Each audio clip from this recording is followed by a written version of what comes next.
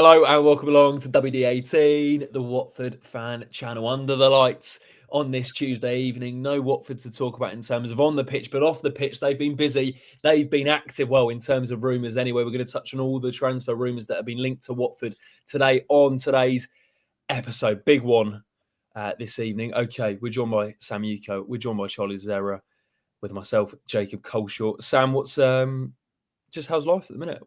How's work? I know you've started a new job. For people who don't know, if you don't follow Sam on LinkedIn, you can see the corporate lifestyle of Sam UK. But Sam, what's new with the job and stuff? No, do you know what? I'm loving it at the moment. I won't say too much it is on what I'm doing, but it is. I was working on some really exciting stuff at the moment. But yeah, London Marathon training has started as well, so I've got that to look forward to in the coming months. Where can people donate, Sam?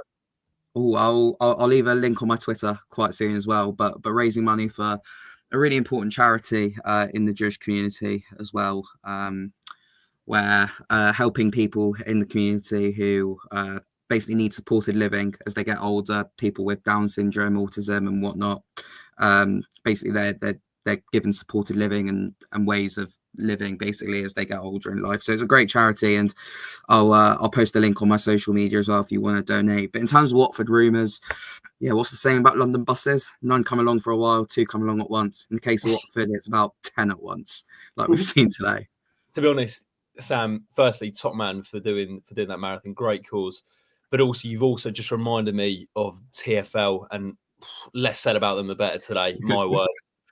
Goodness me! If you're on the Metropolitan line at some point today, you would have known it was an absolute stinker this morning. But hey, how we got here? I hear they're owned by Gino Pozzo nowadays. Charlie, was your day okay? Ticking over? Yeah, no, good. Just an eventful afternoon. Just seeing the rumours tick along, having a look at a few players, who's doing what, and yeah, tiny bit of excitement. It looks like they're trying to be active. So. Why do you think it's all kicked off now? And obviously we've spoke about in the last video in terms of Tom and are they going to back him, etc. What do you reckon, Jacob? I mean, I'm not a conspiracy theorist. I tried to chuck one out the other day, didn't I, about what's happening with Klebs' future and whatnot. Probably, I don't know, Charlie. I don't know. It probably does beg the question, why have we not done it earlier? I know, obviously, situations come up in the transfer window as it goes on because people want game time. They've realised they need game time. They need to go out playing football. But it kind of sounds like ducks in a row is probably a bit too far. But maybe there's a realisation that Cleverley might need a little bit of help. And maybe certain situations pop up in the transfer market that haven't popped up before. But some of them are pretty wild. I mean, when you get linked with a 10 million euro striker, you probably think to yourself, what on earth is going on there? And then you get linked with players that actually make quite a bit of sense, which is quite unusual for Watford, because I feel like we pull players out of nowhere which sometimes don't make a lot of sense. But it's a call to action to let anyone know who's watching live. Chuck any names that you think we should sign and what your thoughts on any of the rumours we discuss here today. If you're listening on audio, drop us a message at WD18 fans as well and drop us a review. It really does go a long way. And obviously pardon me, get a bit emotional just talking about signings. It's brought to you in partnership of Hertfordshire Minds. I've got my tea, I've got my water, I've got Sam Yuko, Charlie Zera. It should be a good one. There's a lot to talk about here today. Thanks so much to everyone who's watching live. We had one from Adam. Good morning from Sydney, fellas. Good to see you, Adam. So glad to have got my first live stream in ages. Let's hope some backing and a few positive days at the club in the next few days. Ben says half an eye on you boys, half on the Pompey wall. Got to keep up with Luton's relegation. Ian, good to see you, Ian. Another day, another WD18 stream. Must be another day in paradise in West Hertfordshire. And Ben says Scott has finally got through to Gino. Okay, where to start, lads? Let's go with... Let's touch on that £10 million man that's been mentioned, Charlie, because 10 million euros. 10 million euros, which equates to like £8.5 million roughly. Mm. I mean, I don't know where that's come from. To be honest, when I saw the rumour, I thought Watford had won the Euro Millions. But anyway, Cherif Ndiaye, the first report came out about the Red Star Belgrade 29-year-old striker Cherif Ndiaye, 29, has an offer from Watford and is currently negotiating personal terms. That came out from Serbian outlet Max Sports. And then a further second report from Serbian outlet, another one, Curir, said Watford have made an official offer for Cherif Ndiaye worth 10 million euros, which Red Star Belgrade have accepted in principle. All that remains is for the player to agree on personal terms, salary, and contract length. Charlie, break this one down for me. I don't know a lot about him. I don't know a lot about the player, but all I know is I don't know if Gino Pozzo is going to spend 10 million euros on a striker, or will he? This is just madness. To be fair, Sam Yuko was the first I saw on the polls. He sent the link, and then when I did some digging, I was like, surely this can't be legit. And then I had a look at that first source, and it's like half decent publication in Serbia. So I was like, okay. And then saw about the 8 million euros, and I was like, surely it's not a chance. And then today there was another report from another Serbian publication online. Again, looks half decent, half reliable. But again, said that the £8 million or 10 million euros Watford was accepted, and it was just agreeing personal terms. This is a 29-year-old striker, Senegalese striker who is playing in Serbia, also playing in the Champions League. He scored 2 goals in the Champions League. I think he'll be playing tomorrow. If anyone wants a game to watch in one of the 18 games. Really tall, good finisher. Well, I say good finisher. His stats make him look like a good finisher. I've got some remarkable stats to show. But Sam, what do you know? Because you've spoken to someone about our new record signing. Yeah, so it's one of our record signings. It was actually flagged to me, interestingly, by a Leicester fan who's also a journalist, and he sent me that link on Instagram. He saw it first, and I think I sent a screenshot to you lads. But the first thing he wrote was "good luck." Apparently, his stats aren't reflective of how good he is as a player. I spoke to him, and I think his words were, "He is not good at all," and particularly at 10 million euros, 8 million pounds. Watford could be doing a lot more or a lot different with the money. And I suppose we'll talk about that after Charlie goes into a bit more of the stats. But yeah, I don't believe this one, to be honest with you, just because I think what could be the case here is that because it happened with another transfer, and in the comments, maybe let us know who this was. About last summer or 2 summers ago, we were linked with a player, or Udinese were linked with a player, and I actually got lost in translation. And it was linked with the other club. And I think it might be the case here. I think this might be one for Udinese rather than Watford. Do you remember when Gonzalo Guedes got linked with a move to Watford, and it was like £47 million? And we're all sat there going, no way we spent that much money on a player. And it turns out the journalist got them mixed up with Wolves. So it's might be one of those that might get lost in translation a little bit. Charlie, you just flashed his stats up on screen there. Does that tell the whole story of Cherif Ndiaye? Would there be a new sheriff in town at WD18? I don't know, but just before I explain what these numbers mean, I think Sam could be on the money. I saw reports that one of Udinese's main strikers, Luca, I think he scored against Roma yesterday. I think they lost to Roma. Claudio Ranieri's Roma. I think they lost 2-1 yesterday at home. But yeah, apparently that Luca's linked with a move to AC Milan. So that kind of makes sense. Do they need a replacement? And then looking just these stats to explain. So this is goals per 90 this season in all leagues. So a couple of names you might recognise here. Victor Gyökeres, he's doing all right. Harry Kane, he's doing all right. He's above both of them. 1.3 goals per 90. Obviously, he's operating or playing in the Serbian league, but he knows how to find the net. But lads, out of 1 to 5, how likely is this one happening? 5. Is that 5 being completely unlikely, Jacob, or? If I don't see it in London Coldy tomorrow morning, I'll be disappointed. No, it's not happening, is it? Let's be totally honest. Like, I'll happily eat humble pie.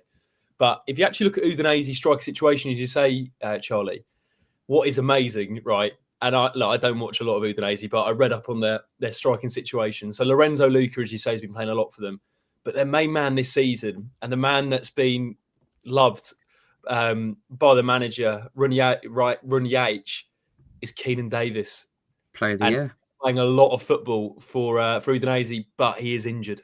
So you can rule that one off. What I a think. surprise. Watford. He actually yesterday got presented, or when they played Roma, he got presented with their Player of the Year award for 2024. I think he scored a massive goal, which actually kept Udinese in Syria as well back in May. So yeah, he's doing really well out there. But the one thing that really baffled me about the 10 million euro or the £8 million was that I don't want to sound ungrateful, because obviously we've been banging on throughout the whole of January, even further, probably since about October time, that Watford are desperate for a striker.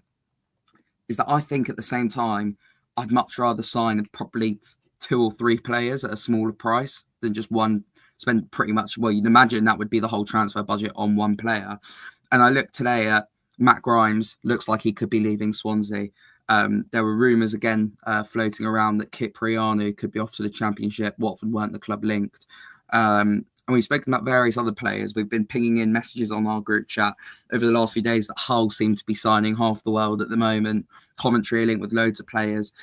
And it's just a bit frustrating, because I'd much rather, if that £10 million is there, which I don't think it is, I'd much rather spend that on 2 or 3 players, because we could sign Hex Cipriano 3 times for that money. No, I totally agree. Yeah. And I think we had the conversation, didn't we, Charlie, about what positions Watford needs, and it doesn't feel like just one position. Like some other teams just need one player to come in and plug that gap. Watford need 3, if not 4. 3 at a minimum, I think, anyway. And actually, one signing, spending that amount of money on one player probably wouldn't be the move. Yeah, I don't think it's going to happen. I actually think it'd be quite dangerous and worrying. It seems like one of those things, if looking at the accounts, and I listened to the Watford Buzz with Kieran Maguire on it, which was really good, but I don't think we're in a position to spend 10 million. Sam's absolutely right. Interestingly enough, one position I think we all prioritise saying we want the most might be that centre midfielder. And that's the only position we haven't been linked to today. I have seen a few links about Jayden Danns. Has anyone got a reliable source on that? Get in the comments if you have. I don't know if that's... Not a reliable source, but he is in the Liverpool Champions League squad tomorrow night, if that's anything to go by. They're resting their team because I think they're already through in the Champions League. It doesn't really matter if you win the new league or not. Doesn't matter if you win the league or just come fourth or whatever. So they've sent out pretty much their youth team with a couple of experienced players, and Jayden Danns has travelled. So I'm not sure if there's anything to read into with that. Just a couple of comments just on that one. People are saying Danns isn't going to happen. I mean, people have said pick up Kone from Wickham. 2 things there. Firstly, I think would be a gamble based on it's a small sample size, but number 2, they're asking for £6 million. Watford are not in the position, I think, to spend that much money on a striker. So look, Richard Kone, someone to look out for the future, but I just don't think Watford are in the position to spend that much money on a player. Ben says priority Sam, first centre mid, second left back, third goalkeeper, and only 4 strikers. So I don't want to spend £8 million on one of those. Yeah, we spoke about this the other day, didn't we? In terms of ranking out of those 4 positions, what we think is the most to least important. I still think the striker is the most important.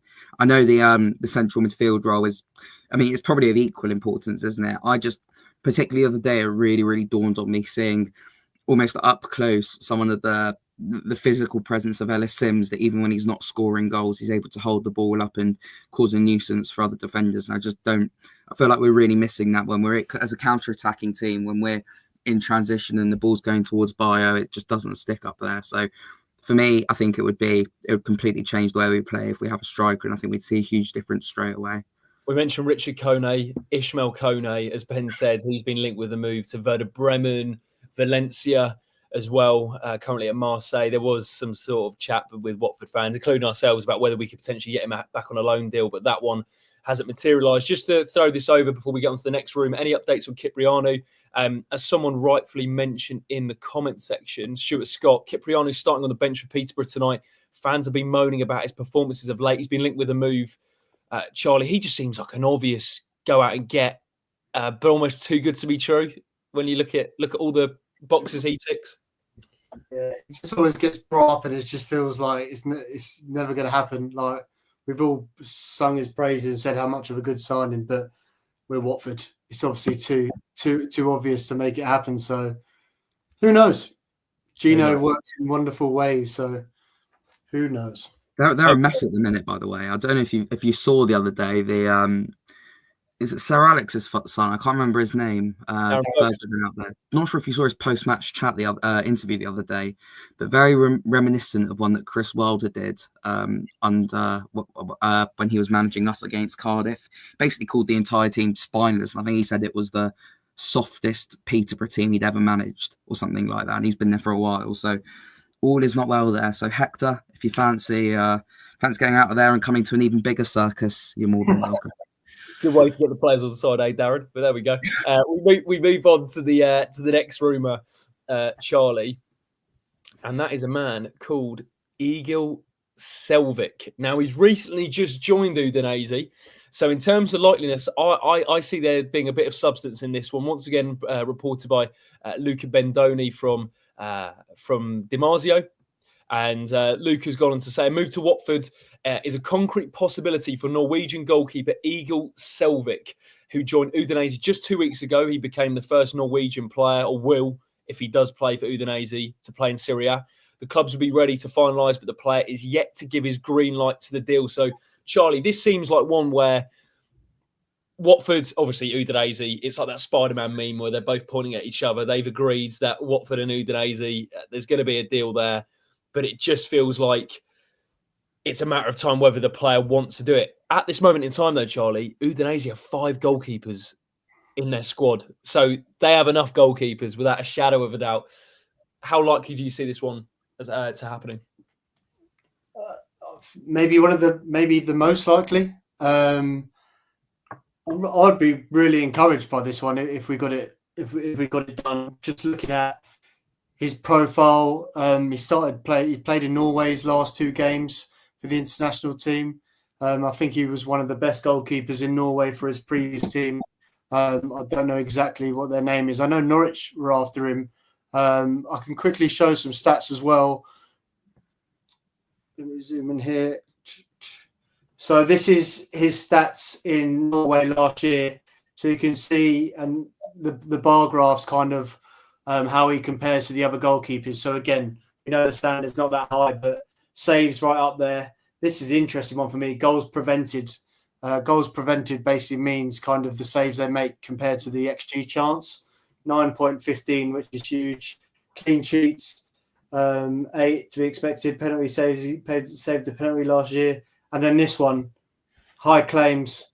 Really encouraging. I think that's something that we don't have at the club. Someone who's going to relieve pressure when we're dealing with crosses. And again, this one that I'm always banging the drum, pass accuracy from a keeper. So statistically, he looks amazing. Looking at the goals prevented, he prevented 9.15 goals last season. That was the top in the league last year, 9.2 it says there. And this shows last season in the Championship. So it's well ahead of the top man, Hermanson at Leicester. And then scroll down, you can see Dan Batman was 1.4 last year. And then I think if you compare, so what was it, 9.1?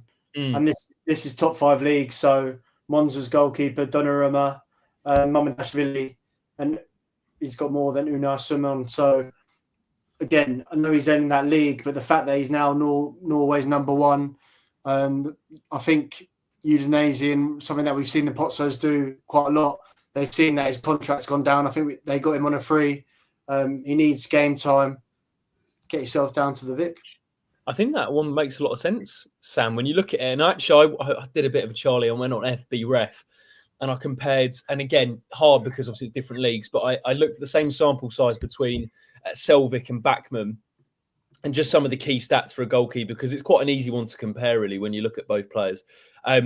What I thought was interesting was they actually had very similar stats in terms of shot stopping. There wasn't a lot in it in terms of percentage of shot saves, et cetera, et cetera. Those sort of key stats you look at for a goalkeeper. But the big one, Charlie, that you've just mentioned, which it didn't pop up with, was actually his aerial claims. And a couple of people have made that point in the comment section below about how he's willing to come out of crosses. And actually, he's completely different to Batman in that respect. So that could be one, Sam. When you see those stats and you hear what Charlie's saying there about Selvik, and the fact that Udinese have too many goalkeepers, and the fact that they've probably picked him up to be part of the Pozzo model where you can go between Udinese and Watford, that almost feels like this makes perfect sense for him to make the move over. So am I missing something? Yeah, when something makes too much sense with the Pozzos and with Watford, it often doesn't happen, does it? I think it would be a good move. I'm not going to lie and say I haven't had time to do as much research as you two have, and I've never watched a minute of him in my life. But like the stats do sound good. And here the word that John's using here in the comments is aggressive. And I think that's something Watford really, really lack. Aggressive in terms of not only leadership at the back, but in terms of coming off, claiming balls off his line from corners, and particularly when balls come into the box. I think an area that Watford have actually struggled with recently is when the ball's cut back in certain areas. And I think at times across both Daniel Batman and Jonathan Bond, I've been looking at the goalkeepers to potentially come and, make themselves a bit bigger or come out and claim it. And let's hope that, that would be able to he'd be able to have a big impact with us if he did come in. Yeah, absolutely. I'm just looking at his height here, 1.87 meters into feet. If I'm 6'2". 6'2". Okay, so standard height for a keeper, really. Not as big as Okoye. I remember when he came, he's like 6'7", isn't he? But yeah, look, that's one to certainly keep an eye on. It just seems it's down to Selvik whether he wants to move. But yeah, Egil Selvik, a move to Watford is a strong possibility according to reports. Just verdict, lads, makes sense. Would do it. I certainly would, judging by what I've heard. Look, I'm not going to say I'm an expert, but hearing you, Charlie, and hearing what some of the reports you read, and the fact he's Norway's number one, does add up to being a decent move for us. Yeah, get him in. Okay, we move on to someone that we do know a lot about, and that is Kelechi Iheanacho, the former Manchester City, former Leicester City, and current Sevilla player. Now, according to reports, Watford are very close to reaching an agreement to sign Kelechi Iheanacho on loan. This is one that's been rumbling on for the last month or so. Even if I could think back to the start of December, Watford were linked with a move. Now, it looks like we're very close. We know an Iheanacho. If you watch any of the Premier League, if you watch the brief spell that Iheanacho had in the Championship for Leicester, I think he played 900 minutes that season. I did a comparison between him and Bio, lads, and I'll throw this one over to you, Sam. And what I did was I compared Bio's stats to Iheanacho's stats in the Championship, because I felt that was probably the nearest or closest reflection to what different attributes both bring. And in terms of off-the-ball work, we're talking tackles, interceptions, clearances, aerial duels won, blocks, etc., all the defensive stats. Bio came out on top. But in terms of goals, passes, aggressive passes, assists, Kelechi Iheanacho blew Bio out the water in terms of those stats. So my question would be, would this be a good signing for Watford? And if so, does he come in to replace Bio, or would you play him with him? I think it would be a great signing. I don't want to dampen any thoughts, but Lou Orns on Twitter, who is often a good source for Watford things, has just tweeted saying that there's nothing in this one. But I think let's hope that Lou is potentially wrong with this one, because I think he would be brilliant. Research. I've dug all these stats up. And it's all the screen grabs. Waste of time, mate. He's waiting to the end. It's called retention, lad. Oh, apologies about that one. You're right, though. It is something that has been rumbling on for a while, though, this one. I only mentioned the start of December, Jacob, but even before that, I think I heard his name mentioned before. But yeah, I think if it is true, I think he'd be a brilliant signing. A bit like a certain Emmanuel Dennis that we've been linked with. I think it might take him potentially a couple of games to get fully up to speed. But yeah, I think he would be a good one for us. Lou Orns has said Iheanacho isn't happening, and obviously Lou is connected well. Charlie, though, if it was to happen, and we're kind of floating that out into the ether, and whether it does, I mean, look, I think he'll probably end up at a club probably before the end of the window. It seems like one where he's been linked with a few moves. What could he bring? What could he bring to Watford? Would it be an upgrade on Bio? Is probably the question. Yeah, I think when you said about the stats, spot on. I think maybe not the best presser. When I spoke to a Leicester fan, they were like, can go missing. Do you know what I mean? He's not that good out of possession, but in possession, I don't think you can fault him coming up playing for Man City. He scored quite a few for Man City when he was younger, scored loads in the Premier League. He's got a wicked left foot. He's even scored, I think, in the AFCON semi-final last year.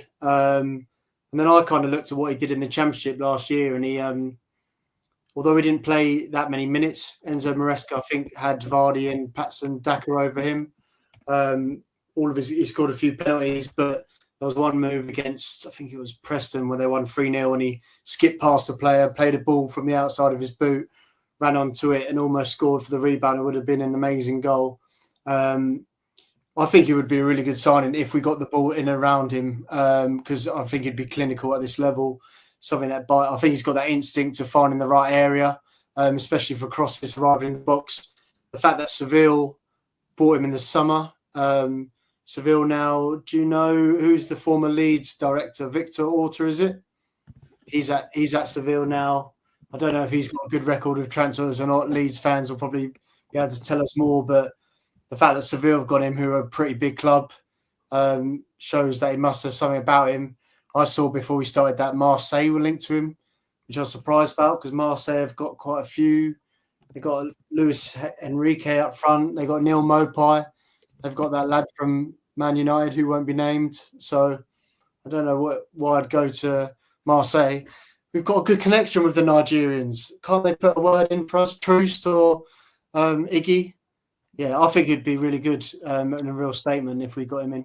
I'm just trying to think. I think Tom Dele-Bashiru might have overlapped with him at Man City as well. So hopefully he can have a word. Potentially.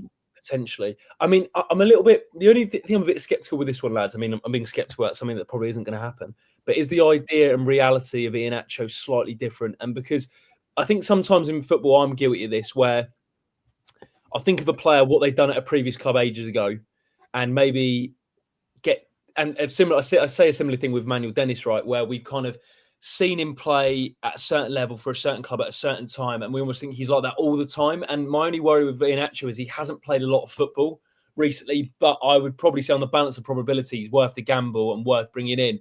I'll ask the same question to you, Sam, about Emmanuel Dennis, because he's another one that, let's be honest, we would not rule out coming in before deadline day. He's been linked with a move to Sheffield Wednesday, a few Championship clubs, a move to Saudi Arabia as well as another option.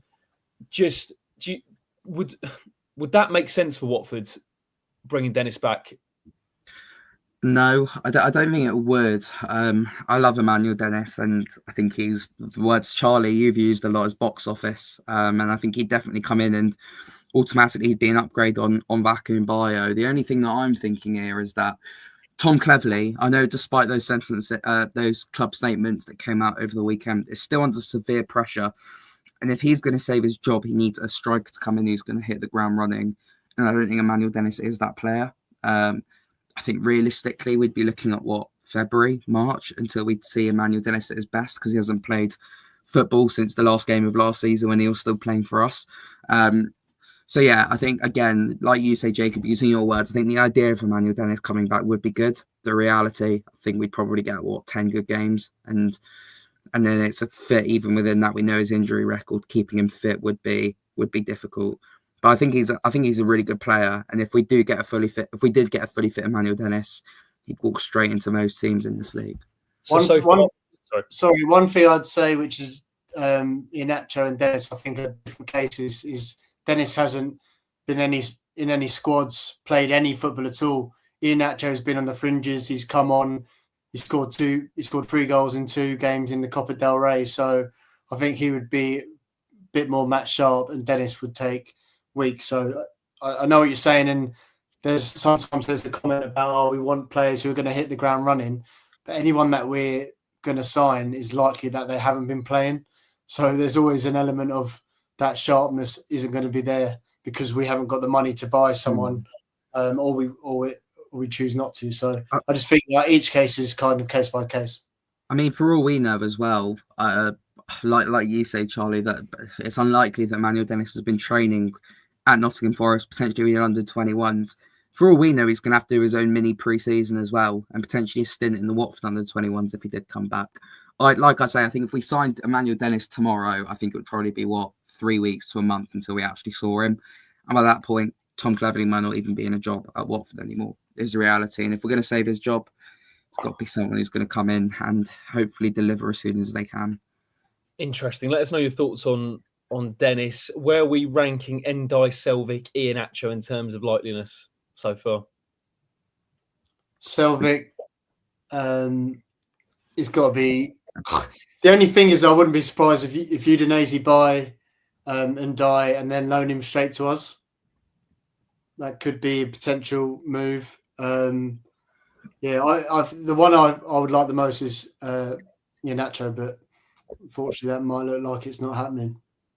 Might look like it's happening. One that is just popped out of nowhere as well is a man that was actually mentioned on this channel, Charlie Taylor. Now, this is one I have to admit, just confirmed that a broken clock is twice right a day. And if you remember us doing 1 January loan signing from every Premier League club, we got to Southampton. And to be honest, guys, I looked through the squad and I was like, he's probably the best of the lot to get in. And Klebs has mentioned a lot of times about how he wants championship, proven players who know the league, players who are experienced. And Charlie Taylor ticks a lot of those boxes. So if I get up the report here, once again from Luca at Damasio, and he has suggested, according to this report, that Watford have approached Southampton to express their interest in signing Charlie Taylor on loan. Southampton are asking for a significant salary contribution. I'd imagine that'll be 70, 80%. Watford are now reflecting about this possibility. Now, Sam, left back.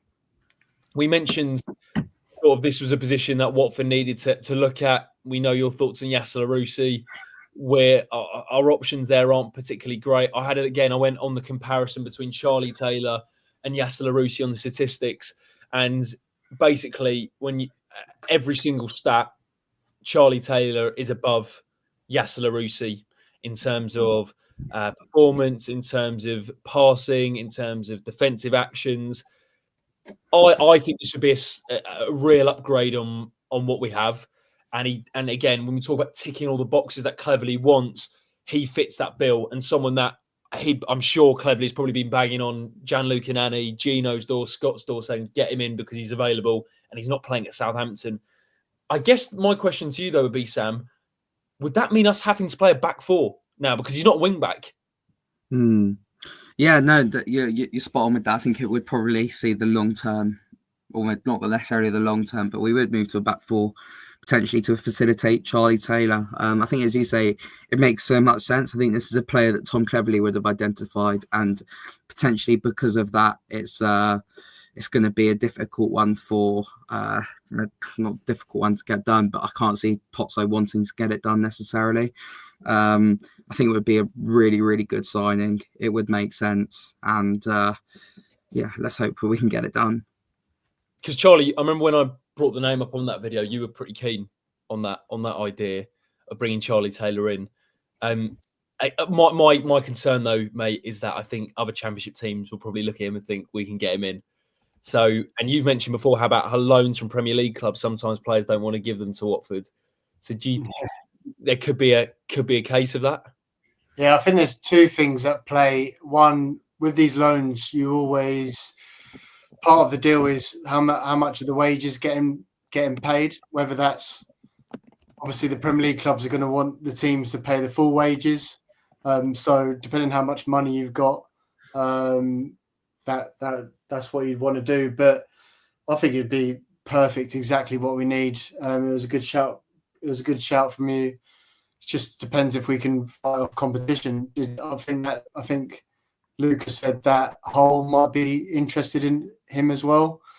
I suppose they let go Ryan Giles, didn't they? He went to Borough, so there's a space there. But yeah, he'd be one that's probably most promising to our fans because, like Ben said, he fits the profile that Tom wants. And the fact that they're bringing in someone that fits Tom's profile would be probably the most encouraging. For sure. A couple of comments just on this one. Stuart makes a good point. Sam, aren't we capped at 5 loans per match day squad? I think, look, with Ebesele, look to be going to Turkey with 2 clubs interested. I think it was Galatasaray and Istanbul Başakşehir were the 2 clubs that were linked. It looks like Ebesele's loan at Watford is going to be cut short. But could you see anyone else, Sam, probably departing before deadline day? Are there players you look at in the squad thinking, you know what, they can move on? Because we said with Jebison, right, that we felt that he was going to go. It was pretty obvious he was going to go in the January transfer window. It happened a bit earlier. Is there any players that you think we need to look out for before the deadline? Yeah, I mean, obviously another one that's rumbled on throughout the window is Ken Sema. I spoke to him. Not spoke to him. Sorry, I spoke on the stream. I spoke on the stream the other day, and actually said I'd be quite keen to see Ken Sema reintegrated into the side if Watford don't sign a left back. So that's posed one to keep an eye on during the week. You'd imagine, and I don't think he will move on, but there's potentially going to be rumours surrounding Georgie Chapfatadze. I reckon over the next week or so, teams scrambling to get a creative player in there. I won't be surprised to see that one done. On the loan rules, though, I've got no idea, to be honest with you, about them, because they do seem to be changing every season, don't they? And sort of lost track. And to be honest with you, with Watford, I don't know who's on loan. For all we know, we've signed Bio permanently again and whatnot. So, sorry, Sam, have you seen who was linked with Ken today? Blackburn, was it? Oh, yes, Jacob. I was trying to build that up for a bit of a tease. Sorry, I just ruined that. Did you see that? Yeah, I haven't seen like a source to its name, but according to reports, Blackburn may be interested in signing Ken Sema. Sema's contract runs out at the end of the summer, and apparently Rovers could get him for around 500k. Would we take that, buddy? Probably. Money's money at this point. It's either selling him this window or letting him go for free in the summer. Charlie, any other players that you look at and think they can make a way out before deadline? Because Georgie, someone's a little bit worried that Georgie might have a late bid from a Premier League team just to sort of test the waters with Watford. I think Miles Roberts, if the goalkeeper comes in, Miles might go back out on loan. I think I haven't seen any real reports, but I saw he might go back with Jack Greaves, and is Don Carey the manager up at Ross County? I don't know. I need the squad list in front of me, but I'm not too sure about anyone. We're so thin on the ground. So Porteous maybe on the move. He was linked to Hull, wasn't he?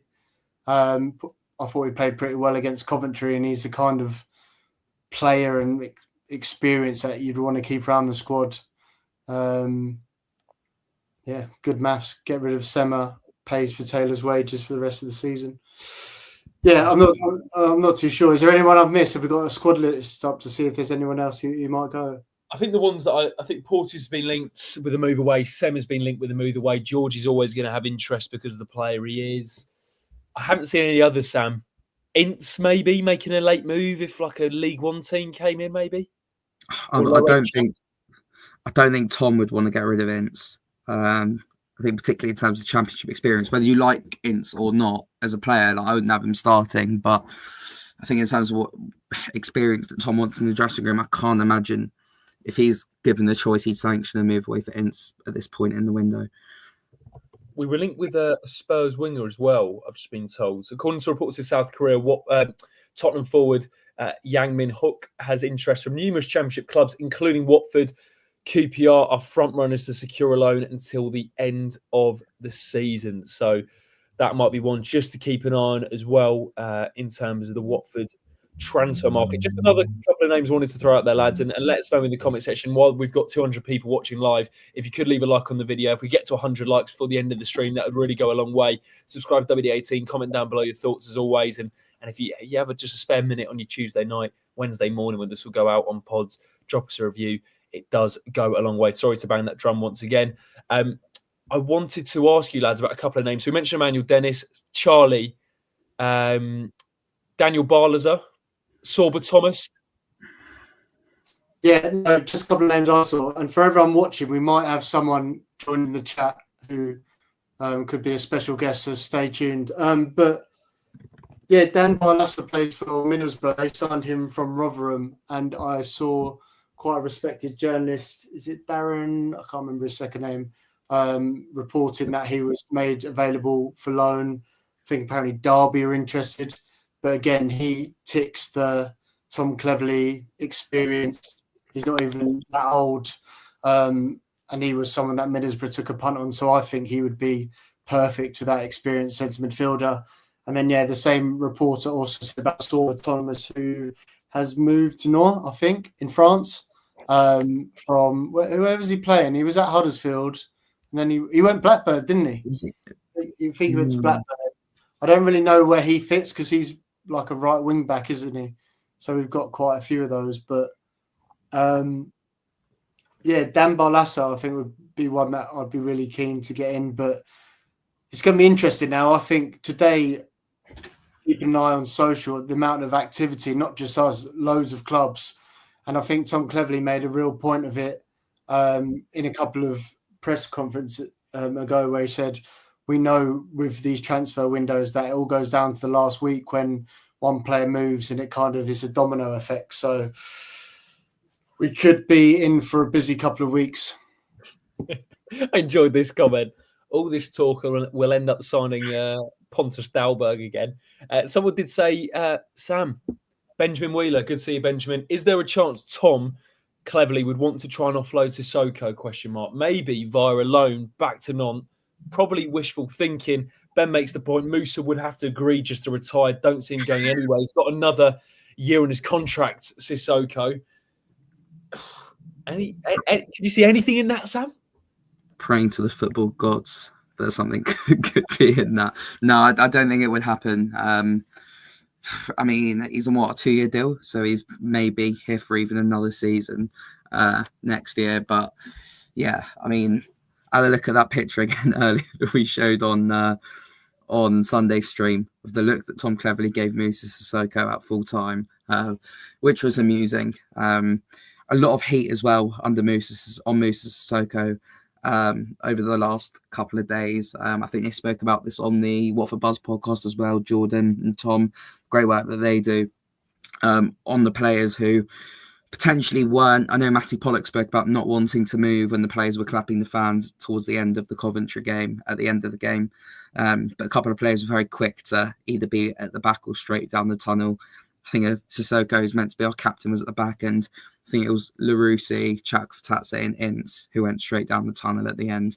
I don't think anyone would have seen that moment coming necessarily at the end, the special moment between the fans and the players. But yeah, didn't sit well with me, that.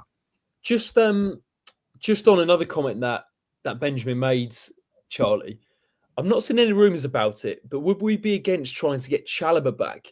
Didn't look like he was playing too much at Sheffield Wednesday, unless he's been injured or something. Decent on his day too. He's not playing for Sheffield Wednesday. That face said it all, really. I don't even think I need an answer. I really like Chalobah. I'm just concerned about the regression of his career. You got to remember, he played for England under Gareth Southgate, I think against Spain. Not in squad. Jesus, that's not good. I know they signed Shea Charles from Southampton, who is very good. Nate Chalobah, he was all right. Was he good for us in the promotion season? He was okay, wasn't he? He had the armband. Yeah. When he became captain, you saw a different player in there. And I think, I don't want to, obviously, there were loads of reasons why we got relegated the year after, but obviously we lost Nathaniel Chalobah and Will Hughes from the middle of the park. And I think those were two huge reasons why. But yeah, not for me this time around. As much as I love Chalobah, not for me. Third time round. God, can you imagine? Third time round Dennis, third time round Chalobah. No thanks. Yeah, I don't return FC the team for me. I mean, Sam, have you got a theory about why so many rumours have come out, by the way? I mean, there's two reasons behind it. Number one is, I think, like you say, this tends to happen towards the end of transfer windows when clubs sort of recognise where their squads are at a bit more. Clubs know where their squads are at a bit more, and they're able to know who to send out on loan and who they can potentially sell, particularly after incomings. Like for example, it's a lot of domino effects. We see at Hull, Ryan Giles goes back to Middlesbrough, so that frees up a space potentially for them to sign Charlie Taylor. But I think the other reason is ultimately because I think they were waiting to sack Tom Cleverley, and they were going to support the new guy Shatter with signings. But obviously they made that U-turn with Tom Cleverley, keeping him. So now I think they're almost scrambling and chasing their tails, trying to sign players in there as well. I did see an amusing theory as well, that the 10 million we're supposedly spending on Ndiaye is the 10 million pounds that we're going to be used to pay off Tom Cleverley, which is depressing in itself. But yeah, as frustrating as it is, and it's a shame because you see so many clubs doing a lot of business towards the start of the window. It does feel like we've had 5 or 6 games so far in January. If we got our business done a bit earlier, that could have been more points on the board. I think this is a brilliant comment from Sean. rather than looking at Championship Premier League rejects, why don't we look at the League One market more? Because then you get players who are younger, cheaper, and have a desire and a drive to play for a Championship football club and progress their career and do the best for that football club. I'm not saying the Championship and Premier League rejects, inverted commas, don't want to do that, but there's definitely a different drive and a motivation, Charlie, from players who are coming up from the lower leagues. And actually, the step up from League One to the Championship when you're surrounded by Championship players is not that big. I know there is a gap, but it's not that big. And you can get some really good homegrown talent that you can build on. It does seem weird that we don't seem to do that. Yeah, I think that's just not our expertise, is it? I don't think we look in the domestic market, and I think it's something that we should do a lot more. But the Potsos have been operating for years, haven't they, in the European market? So, yeah, it's just one of those things. Let's bring in a very special guest live from Milan, Luca Bendoni, who's been very, very active covering Watford Football Club today. Luke, how are you, mate? Hi, guys. All good. Glad to be with you. Sorry for the delay and everything, but it's been a crazy day here in Milan. I'm just walking in the streets and looking for the last news of the day, because the day is still looking promising for news. There are many sporting directors around the city, so I'm going to catch them. But also, Watford people have been here today. And so, yeah, we have some updates about Watford that we brought during the whole day. So I'm very open to comment about it. Top man. Luca, we might just have to drop you out of the stream just quickly, just to sort the audio. I don't know if like the other guys. Charlie, Sam is the... Okay. Yeah. Give us 2 seconds. Charlie, do you want to drop Luca in line? Is that okay? Yeah, I would. Okay. Yeah, well, look, it's interesting because firstly, what I'll say is that's probably the best backdrop we've ever had to someone being on a WD80 live stream in Milan, taking the views in. Sam, we were talking about sort of the theory behind so many rumours and so many of these things coming about. Someone made the point in the theory that Watford are now backing cleverly with these transfer rumours. I mean, Thoughts? Probably not, to be honest with you, because other than Charlie Taylor, they all just seem like complete Potso signings and ones that I'm not sure Tom Cleverley would have identified himself. I'm not sure Cleverley would have turned around and almost said he wants Emmanuel Dennis back for the third time. I just think that it seems like an easy option again, and isn't. I mean, is Dennis a Mogi buyout client as well? I'm not sure. So, but I'm just saying, if he is, it would just be a straightforward one. So, yeah, I suppose one to watch. Okay, we might have Luca back in. Let's see if we can get him on. Luca, can you hear us? Yeah. Let's try again now. Yeah. Okay. Now it's better. Okay. Very good.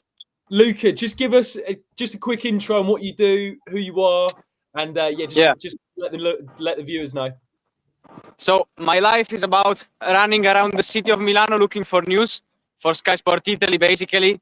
To be more precise, for the team of Gianluca Di Marzio, who has been, of course, a leading analyst in the transfer market, section of football since 2010, probably. So yeah, I run around the city. I look for news. I meet sporting directors and agents, and that's it. Good man. What going around Milan today? Firstly, mate, it's the best backdrop we've ever had on our channel. Milan is beautiful. We're normally used just to Watford, and look, Watford's a great place, but Milan is probably up there. What just talk to us about today and what you've learned about Watford and the rumours you're hearing about the club. Just talk us through today and what's been happening. Yeah, so today was actually a pretty busy day for Watford and Udinese officials, in the meaning that they were here around Milano in the city working. But of course, for both clubs, but mostly for Udinese, of course, if you are in Italy, working with Italian agents and Italian sporting directors. So they've been working on some things, and I can update you on a deal between the two clubs, that is Egil Selvik, so the goalkeeper, who makes sense. A deal would make really much sense between the two clubs, because Udinese just bought him as a free agent in January, 2 weeks ago, 10th of January he joined. And now since Watford are looking for a keeper, I think this could be a proper solution to loan him to Watford until the end of the season, because Udinese second goalkeeper that have become the first since the injury of Okoye, who also played for Watford, is now providing good performances. So Selvik is not that much needed in Udinese and could go to play regularly to Watford. The only thing pending now, parties are closed, because I mean, they only need the player to agree the move. They would be ready to do it. And I think he will make his mind and decide that he goes to Watford in the coming days. But surprises can still happen. I mean, it's not done. So let's leave the scenario open. Another thing regarding both clubs is Festia Bosele, because I'm told he's close to joining Istanbul Başakşehir. He has been around in the Turkish market for a while, actually.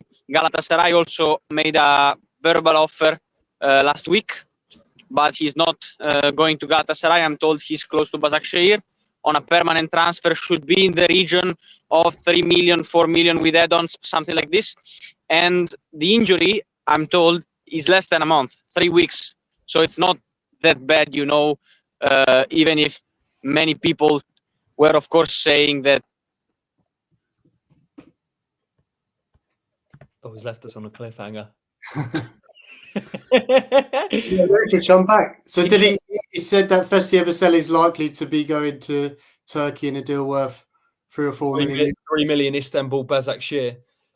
That's a move that apparently is very close. And actually, interestingly, Sam, the injury that he picked up at home just recently, that's only three weeks to a month. So I thought that they've obviously looked at it and gone, you know what, we'll help with the rehab and then we'll move him on. But Ebisele is an interesting one, because some people think we should have played him a lot more than we have. And Tom Cleverley should have played him a lot more, but he hasn't played in the natural right back, the right wing back spot. If he's played as a left back or a left wing back.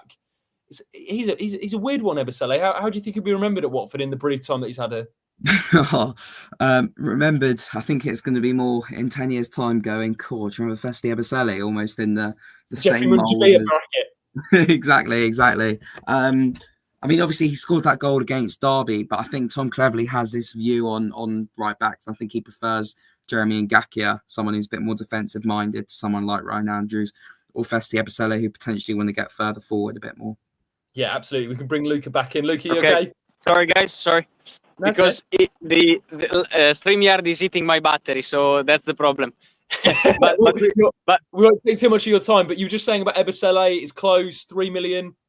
Yeah, and the last thing is Charlie Taylor. That is a concrete name for Watford. They have made a verbal proposal, let's say like this, to Southampton for a loan until the end of the season, because Watford are actively looking for the left back position. But the general strategy of Watford, given the low budget actually for January window, as you know better than me, is to look at, you know, chances and possibilities for the last days. So something that maybe on loan, maybe with salary half covered, something like this, you know. And so Charlie Taylor could be a player that also has the right experience for the kind of level, no? So let's keep an eye on this situation. I got denied Cherif Ndiaye, I got denied Kelechi Iheanacho, for example, and I was told that Watford are more actively looking for a winger than a striker. So that's mostly the position, speaking about forwards, that Watford are looking for. But of course, if an occasion, again, a good occasion comes for a striker, I don't think they would back and don't sign him, okay? So let's see and let's keep all the possibilities open. Amazing, Luca. Last one before you go, mate. You also reported about former Watford player Ismail Kone potentially going to Valencia. Do you know that Watford had any interest to re-sign him? Well, I think Valencia are in advantage over all the other teams. He can leave on loan, definitely, but I was told to keep Valencia as the team, as the main one. I never got Watford mentioned from my sources, so I wouldn't put them in the mix at this stage, but maybe something appears. Let's see. And Luca, you're the man, mate. Last thing before you go. Guys, I have no battery left, so I have to leave you, but I will keep trying to look for Watford news. Ciao, Hi, guys. Luca. Lovely Ciao, to meet ciao. you, mate. Take care. Thanks, mate. Ciao, it was a pleasure. Ciao, ciao. Bye, bye. What a top man. What a top man, Luca. What live from Milan. But interesting, some stuff that he hasn't tweeted about, Charlie. The prioritising of a winger over a striker. Now, let's make it perfectly clear here. You could tell that was, number one, well-researched and a trusted source who's told him all that Watford news. Now, we don't know who that is. But ultimately, the news there about a winger being prioritised, what's your reaction to that?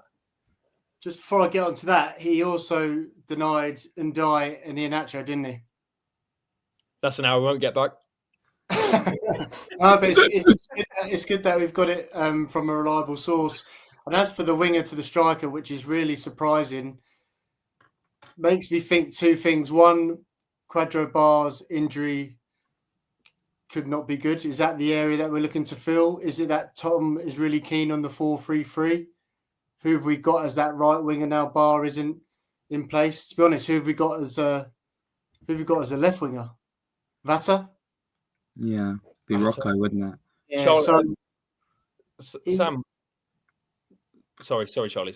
I didn't really have too much to say. We're just reacting. Obviously, we're not. Well, I'm certainly not made for the reactive Sky Sports news, but yeah, interesting that a striker isn't. He didn't name a striker, did he? He didn't name a striker, Sam. Is that a concern? I mean, yeah, it is a concern, but I think it, like I said it on the video the other day, I do think we're going to recall Lesarovic in the next few days. I did see somewhere actually that there was in his contract, there was a cut-off that if it got to halfway in January and we hadn't recalled him, we can't.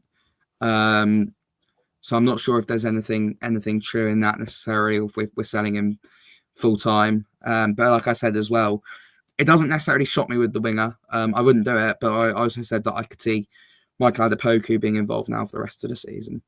Adepoku, and actually another Poku from Peterborough, the winger, who's a really, really good player and one to look out for potentially as someone linked. We've had Benjamin saying any rumour of Watford actively looking to sign is never quite believable, is it?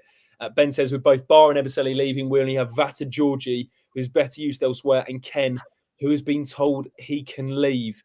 Just to wrap up on this one, lads, in terms of the way we've managed this squad, look, there's how many days left for the transfer window? It shuts on the 3rd of February. How are we feeling going into the last week of the transfer window, Sam? Last week is less than a week now. The last few days is this a season-defining period now for Watford about where we end up this season and ultimately the future of Tom Cleverley as well? Yeah, 100%. In terms of how I feel, I honestly don't know because every day is something different. No doubt tomorrow there'll be another set of rumours coming out for different players. I'm a big believer in football that there's no smoke without fire. And as we just heard from Luca just now, Watford are actively looking to sign certain players. You mentioned the left back, you mentioned the winger as well. And, obviously we trust him and we trust his sources as well. So, yeah, without doubt, I think we will see some incomings in the coming days. Who they'll be and how good they'll be remains to be seen. Charlie, I was just going to say, just remind me of a piece that Andrew French did with a Udinese expert. I think it's yesterday on the Watford Observer. And the last question is, who do you think are the viable options? And he said, maybe the goalkeeper, Selvik. He said a left back, getting rid of Festi Ebeselli and signing Ebeze. But then he said, who's been mentioned before, Brazilian striker Brenner, who they signed from Cincinnati, who had a good goal scoring record. He's not getting minutes at Udinese, and he actually has played quite a fair bit of football as a winger. So could he be as an option to play left side or right side? He's not getting any minutes. I did read somewhere apparently they want to sell him and he wants to go back to Brazil. So there could be nothing in that, but I wouldn't be surprised if he's one of those that just pops up and a player that's mentioned and a player that I liked previously. But yeah, bit guided by the Iheanacho news. But it's going to be, how many more streams we're going to be doing like this until now, until February 3rd? Do you know what? Let's throw it out to the viewers. We've got 200 of you watching at the moment. Would you like to see some more transfer videos before the end of the window? We could do one on deadline day. I'm not committing anything, but I think we could probably jump on a stream to do a deadline day one and maybe one before that. If you like talking about the transfer rumours, look, we don't know how many of them will happen, but we enjoy doing it and we like getting all the conversation going about Watford players and Watford transfers. Lads, any just final things to wrap up? Have I missed anything in terms of squad, Sam? Anything else you want to mention? No, I think we covered everything, and no doubt for our next stream there'll be another hour's worth of content to fill as well. Do you know what? I'm really, really happy Lucas' stream fixed there, because I was really worried for a minute. I was thinking, to be honest, he turned into a bit of the Terminator, Charlie. It's good to get Luca on, and he's probably a source for Watford fans to follow going forward. But just one video that I watched today to our colleagues over at Talk Norwich City, who were doing some trash talk ahead of Saturday's game. So if anyone hasn't seen their video, they're buzzing after a 5-1 win against Swansea, and interesting some comments that they were saying about Watford, giving us some trash talk. Rumour has it, Sam, that they've bottled coming for a pint at the Mad Squirrel on Saturday. So if they don't have the cojones, then come on, lads. Jack, Chris, get yourself down to the Mad Squirrel. If you're not like those guys, we are going to be there on Saturday after the game. If you want to come and join us for a pint, chat a little bit about Watford, we'll be at the Mad Squirrel after the game, recording our post-match pint. As always, this is brought to you in partnership with Hertfordshire Mind. 8 goals scored for 8 goals in January, which means £8 for every goal. Well, not every goal Watford scored, but £1 for every goal Watford scored, which means it's £8 this month. Join us. Link is in the description below. Thanks so much to Sam. Thanks so much to Charlie. Thanks so much to Luca for joining us live from Milan, giving us the latest on the Watford transfer rumours. And thanks so much to everyone who watched live. If you could leave a like on the way out, that'd be massively appreciated. Comment down below your thoughts on any of the rumours and the news and the updates that we got here on the show today. We'll be back at the weekend to record a post-match pint, but also you can join us there, and we'll see you then for the Norwich game. Take care, guys, and up the audits. You want.